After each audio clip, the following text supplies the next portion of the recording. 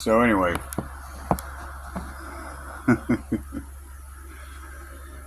um,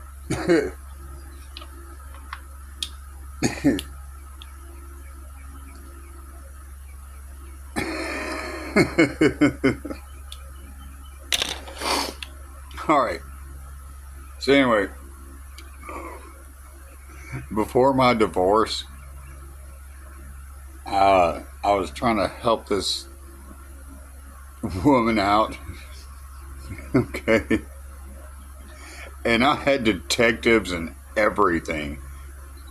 State police when I was up in Illinois coming through. While I was up there, they were pulling everybody over and searching everybody. So I was like, I told this girl, I was like, yeah, just come on and stay in my hotel room. It's fine. So she did, and anyway, she thought she was going to be more sly on the uptake than me, But she showed me some really sad things, way out there in the country, And anyway, so she's staying in there with me, sleeping next to me and everything, And um, she thought she was going to be more sly on the uptake than me. I thought it was hilarious. But anyway,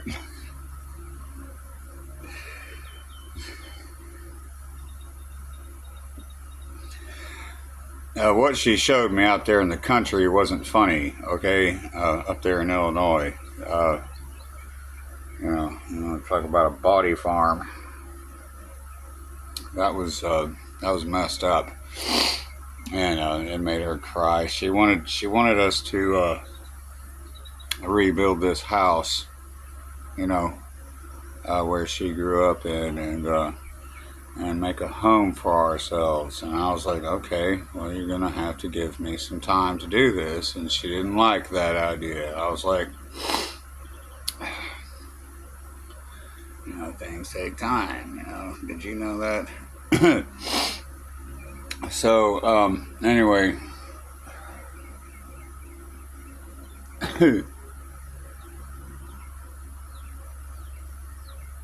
I was smoking a cigarette in my hotel room that I rented out for a week, you know, and she was too, she'd get naked and crawl into bed, and I'd be sitting there watching Netflix movies. Netflix. Uh, Before I'd climb in bed with her. And this one night, she just kind of, something switched off in her brain. I don't know what it was. Okay? And I'm sitting there watching Netflix. I had my glasses on. And she punched me in the face. And I was like, and knocked my glasses off my face. I was like, what the fuck was that? She was like, you're a motherfucker, B. And I was like, what is wrong with you? And she punched me in the face again. And cops swarmed my hotel room. And they're like, what the fuck is going on? And I was like, I don't know. She just punched me in the face and I'm watching Netflix, And they're like, well, we're going to go talk to her. And she just ran. I was like, okay. And they didn't catch up to her, of course, All she did was say, was be like, to the fucking police, and ran. So anyway, I had to go through this whole ordeal up north in Illinois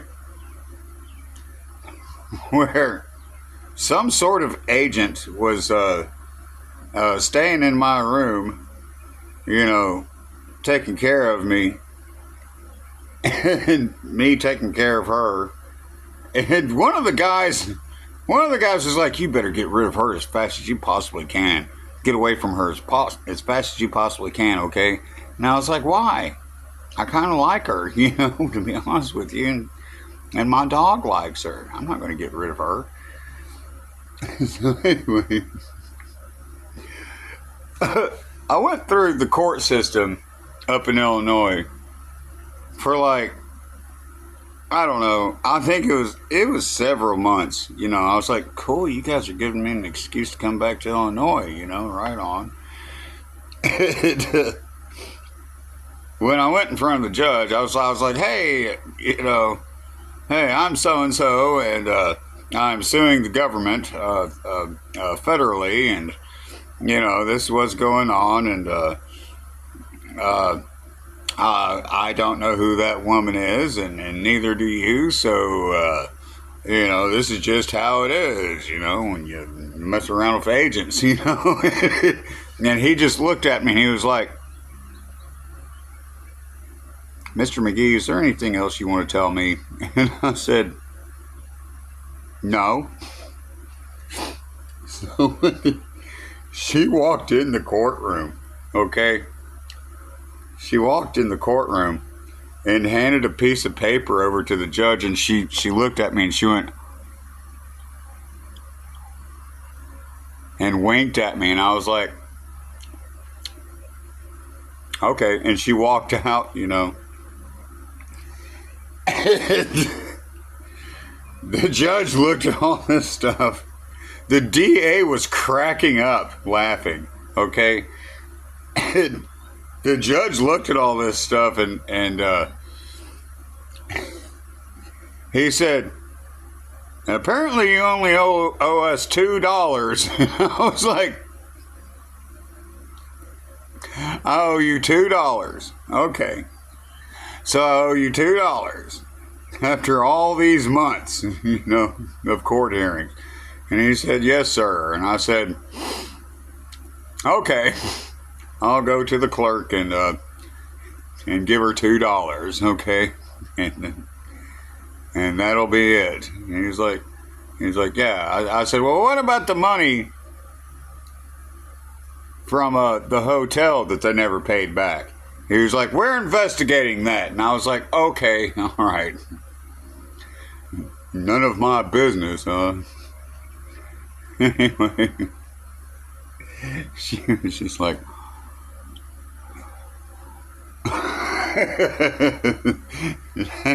she tried to kick my ass, and I just looked at her like, that doesn't faze me, little girl, getting punched in the face.